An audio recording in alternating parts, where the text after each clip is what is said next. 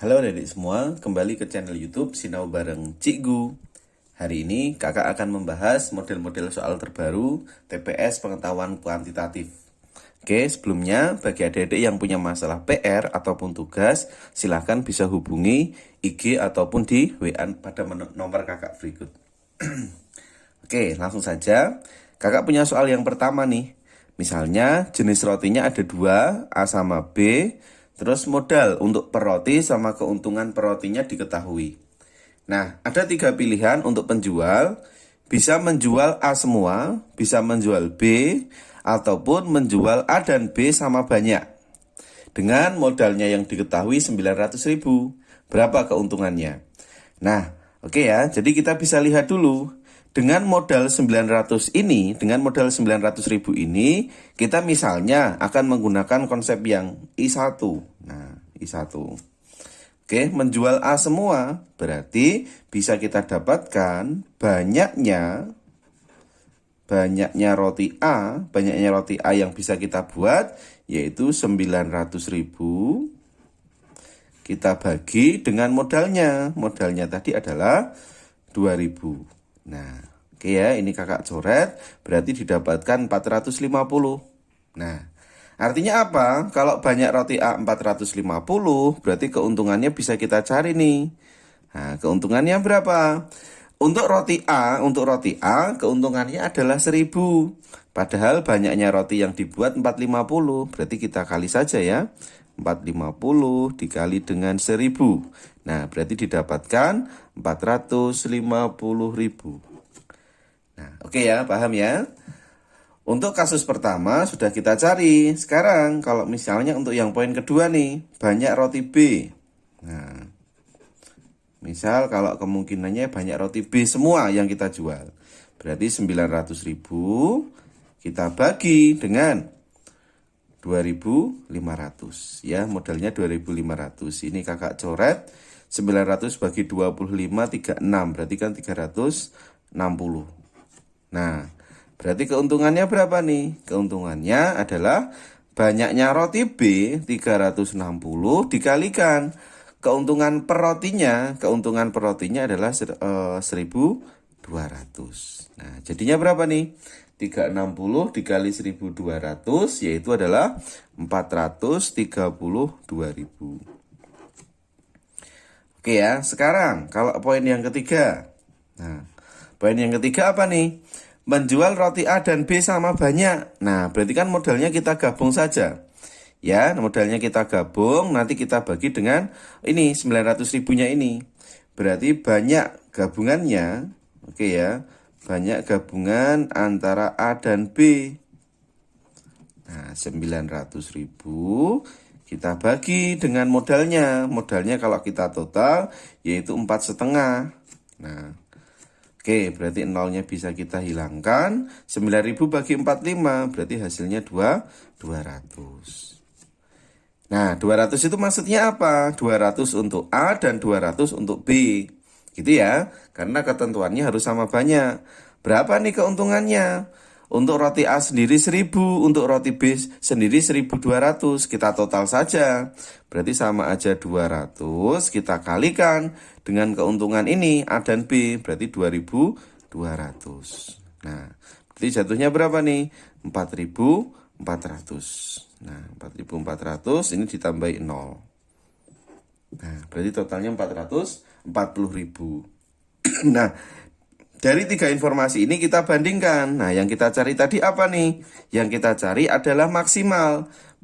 Berapa keuntungan maksimalnya? Nah, keuntungan maksimalnya didapat 450.000. Pilihannya adalah yang C. Oke, kita lanjutkan soal yang kedua.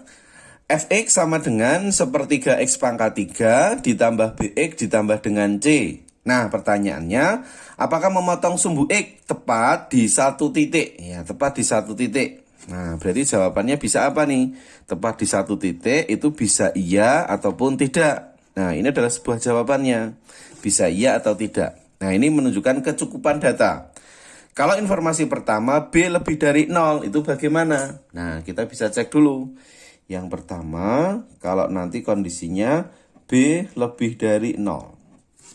Nah, langkah pertama yang kita lakukan untuk mencari apakah memotong sumbu X di satu titik. Kita cari dulu nih turunannya.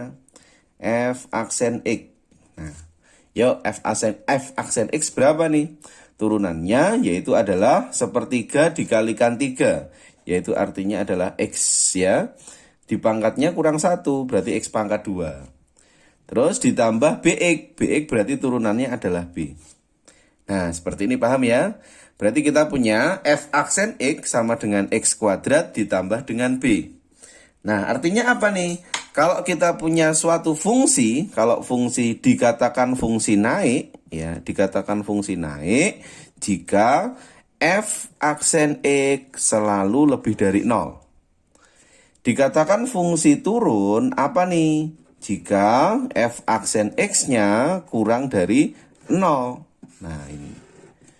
Nah, kalau dalam informasi fungsi naik dan turun, kita bisa cari turunannya. Oke ya, berarti F aksen X sama dengan X kuadrat. Nah, informasinya apa? Kalau kita punya X kuadrat, bilangan yang dikuadratkan itu hasilnya selalu positif. Nah, terus yang B-nya ini tadi kan diketahui. B lebih dari 0. Lebih dari 0 artinya apa? Artinya adalah positif.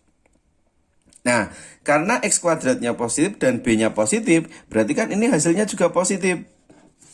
Nah, positif tambah positif berarti positif. Berarti F aksennya positif. Positif tadi apa? Lebih dari 0. Nah, artinya apa? Kalau F aksen lebih dari 0, berarti dia merupakan fungsi naik. Nah, fungsi naik saja. Oke ya, bisa dibayangkan ya. Jadi kalau kakak tadi diketahui sepertiga X3 BX plus C, kita cek dari F aksen X-nya, dia selalu naik saja. Bayangkan saja kalau misalnya kita punya sebuah kurva. Nah, kita punya sebuah kurva, dia selalu naik saja. Ini kurva pangkat 3 ya, dia selalu naik saja. Nah, mungkin seperti ini. Ya, berarti hanya memotong satu titik nih. Nah, berarti jawabannya adalah ya. Oke, berarti pernyataan 1 dikatakan cukup untuk menjawab pertanyaan. Oke ya, untuk pembahasannya untuk pernyataan 1 seperti itu. 1 cukup. Coba kita cermati untuk yang pernyataan kedua. B dikali C itu lebih dari 0. Nah, artinya apa nih? Kalau B dikali C lebih dari 0, bisa aja nanti B-nya itu positif dan C-nya juga positif. Positif kali positif berarti hasilnya positif atau lebih dari 0. Tapi bisa juga B-nya itu negatif, C-nya juga negatif. Nah, seperti ini. Oke ya, ada dua kemungkinan nih berarti.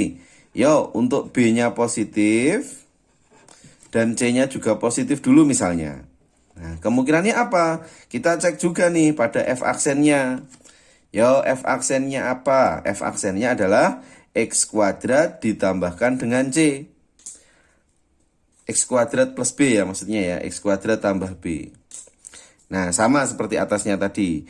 X kuadrat selalu positif dan B-nya juga selalu positif. Positif tambah positif berarti positif. Oke ya, berarti dia merupakan fungsi naik. Nah, fungsi naik. Oke ya, kalau fungsi naik berarti sama nanti. Dia memotong di satu titik. Ya, fungsi naik saja atau turun saja ya. Kalau naik saja atau turun saja boleh. Ya, nanti hanya memotong satu titik. Nah, ini hanya memotong satu titik. Tapi coba bayangkan, kalau misalnya kita punya kasus nih, kan ada dua kemungkinan. Kalau B-nya itu adalah negatif, sama C-nya ini juga negatif. F aksen X. X kuadrat ditambahkan dengan B. X kuadratnya, yang namanya bilangan kuadrat tadi selalu positif. Terus B-nya apa nih? B-nya yang kita dapatkan ini adalah negatif. Positif ditambah negatif, berarti hasilnya apa? Nah, positif ditambah negatif itu ada dua kemungkinan ya. Tergantung besar yang mana. Berarti kalau besar yang positif berarti hasilnya positif. Kalau besar negatif berarti hasilnya negatif. Nah, menandakan apa? Kalau positif itu berarti dikatakan fungsi naik. Nah, karena lebih dari 0. Kalau min berarti kan dia dikatakan fungsi turun. Nah, dalam kondisi seperti ini, kalau ada fungsi naik dan fungsi turun, berarti kan ada dua kemungkinan jawaban nih. Kalau kakak sketsa ya, fungsi naik dan turun, kalau kita sketsa, nah bisa aja nanti gambarnya seperti ini. Jadi naik, terus turun, terus naik lagi. Nah, ada satu titik potong. Benar ya? Tapi ada juga kemungkinannya kalau naik turunnya seperti ini. Misalnya, kakak punya gambar gini, nah naik turun, nah naik lagi. Nah, berarti ada berapa titik potong? Nah, 3 titik potong. Nah, berarti kan jawabannya masih ada dua kemungkinan ya. Bisa 1 titik potong ataupun tiga titik potong. Nah, ini yang dikatakan informasi tidak cukup nih. Karena ini tadi ada dua jawaban ya. Bisa 1 titik ataupun bisa 3 titik.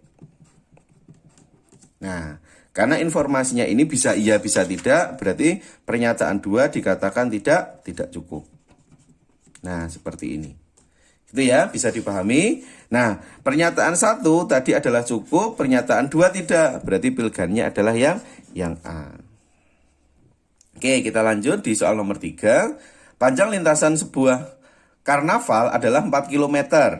Terdapat rombongan karnaval dengan panjang mobilnya 2-4 dan jarak antar mobilnya 2-5. Jika P-nya banyak mobil yang ikut karnaval dan Q-nya adalah 600. Hubungan dan PQ-nya berapa? Nah, kita bisa lihat dulu logikanya. Tadi kalau misalnya ada sebuah karnaval ya, jadi ada mobil, terus di sini ada jaraknya, terus baru mobil lagi.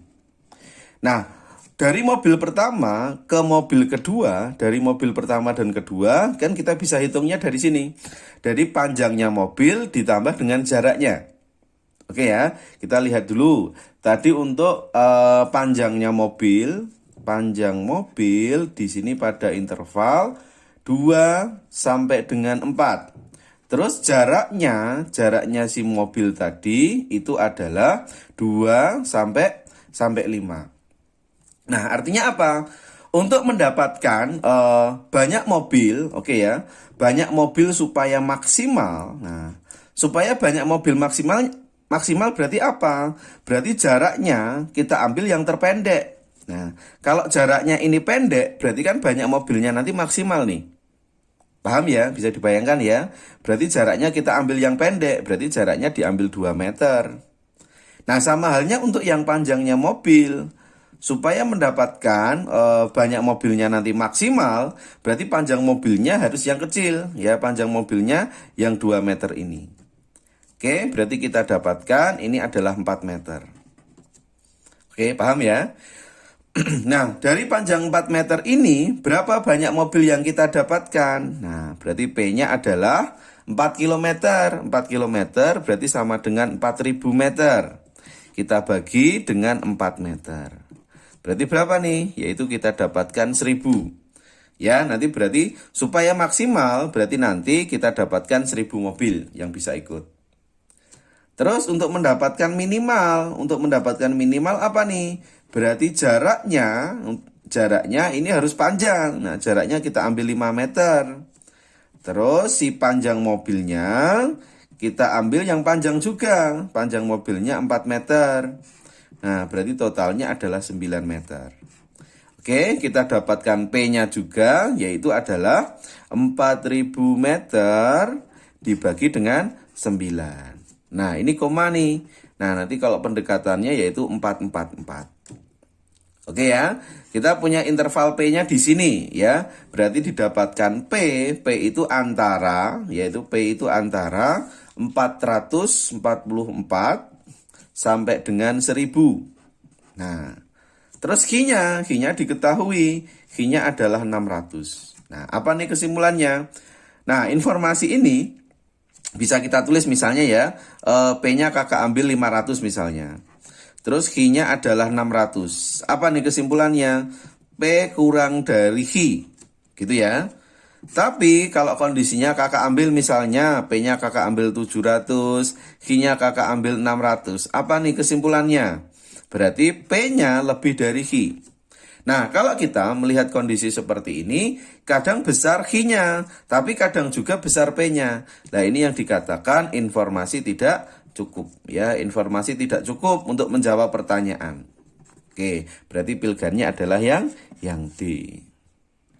Oke, sekian dulu pembahasan materi dari kakak. Semoga nanti bermanfaat buat adik semuanya. Dan jangan lupa like, share, dan subscribe video kakak biar kakak lebih semangat lagi dalam membuatkan video-video berikutnya. Oke, cukup sekian dari kakak. Sukses selalu buat adik-adik semuanya.